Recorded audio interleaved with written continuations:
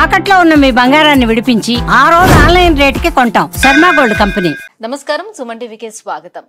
మార్చి నెల ద్వాదశ రాశుల వారికి ఏ రకంగా ఉండబోతుంది, గ్రహ స్థితిగతులు ఎలా ఉన్నాయి, ఎటువంటి ఫలితాలను ఇస్తున్నాయి, ఎటువంటి పరిహారాలను వీళ్ళు పాటించుకోవాలి, ఈ అంశాలన్నీ తెలియజేసేందుకు మనతో పాటు ఉన్నారు ప్రముఖ జ్యోతిష్య రత్న, జ్యోతిష్య చక్ర వైభవ నిపుణ డాక్టర్ రాలపల్లి రవికుమార్ గారు. గురుగారు నమస్కారం. నమస్కారం. గురుగారు, ద్వాదశ రాశుల వారికి ఈ మార్చి నెల ఎలా ఉండబోతుందో తెలుసుకునే ముందు నవగ్రహాల స్థితిగతులు ఎలా ఉన్నాయి, ఎలాంటి ఫలితాలను అందిస్తున్నాయి? శరదిందు సమాకారే పరబ్రహ్మ స్వరూపిణి వాసరాపీఠ నిలయే సరస్వతి నమస్తే. సుమన్ టీవీ ప్రేక్షకులకు నమస్కారం. మార్చి నెల 2025 నవగ్రహాలు ద్వాదశ రాశుల్లో ఎక్కడ ఉన్నాయి ఇప్పుడు తెలుసుకుందాం. ముందుగా సూర్యుడు వచ్చేసి మనకి మీన రాశిలో ఉన్నారు. అలాగే కుజుడు మనకి మిథున్ రాశిలో ఉన్నారు. అలాగే రాహు వచ్చి మనకి మీన రాశిలో ఉన్నారు. గురువు మనకి వృషభ రాశిలో ఉన్నారు. శని స్వస్థానమైన కుంభరాశిలో ఉన్నారు. బుధుడు నీచస్థానమైన మీన రాశిలో ఉన్నారు. కేతు కన్యా రాశిలో ఉన్నారు. శుక్రుడు మటుకు మీన రాశిలో ఉచ్చస్థానంలో ఉన్నాడు. కాబట్టి ఒకటి స్వస్థానం శని, శుక్రుడేమో మనకి ఉచ్చస్థానంలో ఉన్నాడు మీనంలో. అలాగే నీచస్థానమైన మీనంలోనే బుధుడు కూడా ఉన్నాడు అన్నమాట. ఇవి నవగ్రహాలు ద్వాదశ రాశుల్లో మార్చి నెల అంతా ఈ స్థానాల్లో ఉంటాయి. గురుగారు, ఈ మార్చి నెలలో మరి వృశ్చిక రాశి వారికి ఎలా ఉండబోతుంది? సో ఎప్పటి నుంచో వీళ్ళ అర్ధాష్టమ శనితో కూడా సఫర్ అవుతూ వస్తున్నారు కాబట్టి మార్చి మాసం వరకు వీరికి ఎలా ఉంది? తప్పకుండా. వృశ్చిక రాశి అనగానే మనకి విశాఖ 4వ పాదం, అనురాధ 1, 2, 3, 4 పాదాలు, జ్యేష్ఠ 1, 2, 3, 4 పాదాలు, ఈ నక్షత్రాల సమూహం అంతా మనకి వృశ్చిక రాశిలోకి వస్తుంది.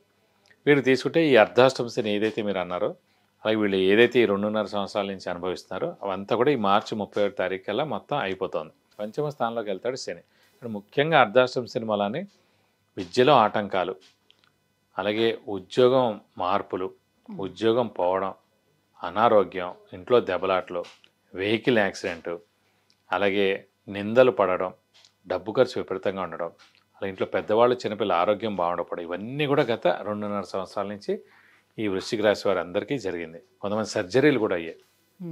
ఎందుకంటే అండి, వృశ్చిక రాశి అధిపతి కుజుడు. శనికి కుజుడికి అస్సలు పడదు. కాబట్టి ఈ వృశ్చిక రాశి వారు చాలా గడ్డు కాలం చూశారు. వారందరికీ మెయిన్గా ఇప్పుడు చెప్పేది ఏంటంటే, మనకి ఫస్ట్ ఏప్రిల్ నుంచి దేవుడి వల్ల అర్ధాష్టమ శని అనేది వెళ్ళిపోతుంది. అది కాకుండా గురువు ప్రస్తుతం అయితే సప్తమ స్థానంలో చాలా బాగున్నాడు. సో దైవికంగా చాలా బలంగా ఉన్నాడు. సో దైవబలం, దైవానుగ్రహం పరిపూర్ణంగా ఉంది వృశ్చిక రాశి వారికి. తీర్థయాత్రలు చేస్తారు, దైవ దర్శనం చేసుకుంటారు, గురువుని దర్శిస్తారు, గురువు యొక్క బ్లెస్సింగ్స్ తీసుకుంటారు, సంఘంలో జరిగే మెయిన్ ఈవెంట్స్ ఏవైతేనో అవన్నింటిలో కూడా పాల్గొంటారు. అలాగే వీరికి కొంతమందికి ఓల్డ్ ఏజ్ హోమ్ కానీ, గుడి కానీ, ఎన్జిఓ ఆర్గనైజేషన్ స్టార్ట్ చేయడం కానీ, దానికి ఏమైనా సపోర్ట్ చేయడం కానీ ఇంట్రెస్ట్ ఉంటుందండి. అదంతా కూడా ఇప్పుడు సరైన సమయం అనమాట. వాటికి హెల్ప్ చేయడం, లేదంటే అలాంటివి పెట్టడం, ఇలాంటివి కూడా జరిగేందుకు అవకాశాలు ఎక్కువగా ఉన్నాయి. అలాగే ఇప్పుడు వెళ్తూ వాళ్ళు మేలే చేస్తాడు. ఇప్పుడు శని కూడా వెళ్తూ ఖచ్చితంగా నిరుద్యోగులు ఉద్యోగం రావడం, ఉద్యోగస్తులు ప్రమోషన్స్ రావడం, ఇలాంటివన్నీ కూడా చేస్తారు. వీలైతే స్థానచలనం కూడా అవుతానికి ఒక నెలే ఉంది కాబట్టి స్థానచలనం ఎవరైనా ఉద్యోగ మార్పు కానివ్వండి, ట్రాన్స్ఫర్ అవడం కానీ, ప్రమోషన్ మీద వేరే ఊరు వెళ్ళడం కానివ్వండి, కొత్త జాబ్ వెతుకుని మొత్తం ఊరే వెళ్ళొచ్చు, ఊరు మార్పు ఉండొచ్చు, లేదంటే ఇల్లైనా మారుతారు ఖచ్చితంగా. సో ఈ నెల్లాళ్ళే ఉంది. ఈ నెల్లాళ్ళు దాటిన తర్వాత ఇంకా ఎక్కువగా ఈ స్థానచలనాలు అయితే ప్రస్తుతానికి అయితే వృశ్చిక రాశి వరకు ఉండదు. కాబట్టి ఓవరాల్గా చూసుకుంటే వీరికి యోగదాయకంగా ఉందనే చెప్పుకోవాలి. అంటే ఆరోగ్యపరంగా చూసుకుంటే ఎలాంటి అనారోగ్య సమస్యలు ఈ మాసం వరకు చూసుకుంటే ఎలా ఉంది? సాధారణంగా అంటే ఇందాక చెప్పుకున్నట్టు 2.5 సంవత్సరాలు మ్యాక్సిమం అనారోగ్యాలు కానివ్వండి, చిన్న సర్జరీలు కానివ్వండి, దెబ్బలు తగలడం కానీ, యాక్సిడెంట్స్ కానీ ఇవన్నీ కూడా జరిగిపోయి ఇంక ఈ ఒక్క నెలలో ఖచ్చితంగా ఈ అనారోగ్యం ఉంటుందని ఏం చెప్పలేం. కానీ 99% దేవుడి వల్ల ఏ అనారోగ్యం ఉండదనే చెప్పుకోవాలి.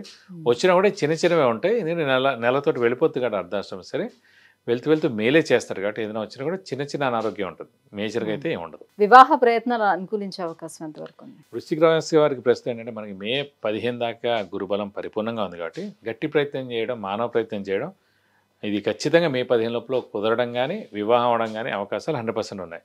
బట్ టైం మటుకు వేస్ట్ చేయడం. ఎందుకంటే మే 15 దాటిదంటే మళ్ళీ గురుబలం తక్కువగా ఉంటుంది. గురువు అష్టమ స్థానంలోకి వెళ్ళిపోతాడు. ఒకసారి గురుబలం తగ్గిందంటే అంత ఈజీ కాదు వివాహం అవడం. అప్పుడు చాలా కష్టపడాల్సి వస్తుంది. కాబట్టి ఖచ్చితంగా మే 15 లోపల కుదరడం కానీ, వివాహం కానీ ఖచ్చితంగా జరిగేందుకు అవకాశాలు ఎక్కువగా ఉన్నాయి. సంతాన యోగం కానీ, గృహయోగం కానీ వీళ్ళకి అనుకూలిస్తున్నాయి అన్ని.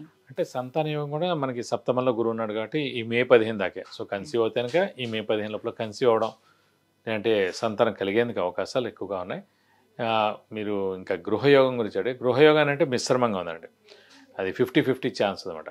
మీరు గట్టిగా ప్రయత్నించి మానవ ప్రయత్నం చేస్తే కనుక మే 15 అయ్యేందుకు అవకాశం ఉంది. లేదంటే ఇప్పుడెప్పుడు ప్రస్తుతం లేదు, ఒక ఏడాది దాకా ఆగాల్సిందే. ఇంకా ఎలాంటి రెమెడీస్ పాటించుకోవాలి వీళ్ళు? ప్రస్తుతం ఏంటంటే వీళ్ళకి ఈ ముఖ్యంగా ఏంటంటే బుధుడు ప్రస్తుతం నీచలో ఉన్నాడు కాబట్టి ఈ వృశ్చిక రాశికి పంచమ స్థానంలో వీలైతే ప్రతి బుధవారం ఇంకా 4 వారాలే ఉంది కాబట్టి ఈ నెలల్లో ఈ బుధుడు నీచత్వం అనేది, కాబట్టి ప్రతి బుధవారం ఉపవాసం ఉంటే సరిపోద్ది. అలాగే వెంకటేశ్వర స్వామిని ఎక్కువగా ఆరాధిస్తే సరిపోద్ది. ప్రతిరోజు వెంకటేశ్వర స్వామి అష్టోత్తరం చదువుకుంటే మంచిది. అలాగే ప్రతి బుధవారం వెంకటేశ్వర స్వామి టెంపుల్కి వెళ్ళి 41 ప్రదక్షిణాలు చేస్తానుక మీకు అన్ని విధాలా మంచి చేకూరుతుంది. విద్య, ఉద్యోగం, వివాహం, వాహనం, ఆరోగ్యం, ఐశ్వర్యం వీటన్నిటి గురించి తెలుసుకోవాలంటే కింద స్క్రోల్ అవుతున్నటువంటి నెంబర్లకి కాల్ చేసి గురుగారి అపాయింట్మెంట్ పొందవచ్చు. గురుగారు, ఈ మార్చి నెలలోని వృశ్చిక రాశి వాళ్ళకి ఎలా ఉండబోతుంది, ఎలాంటి పరిహారాలు పాటించుకోవాలి, విషయాన్ని తెలియజేసినందుకు ధన్యవాదాలు. నమస్కారం.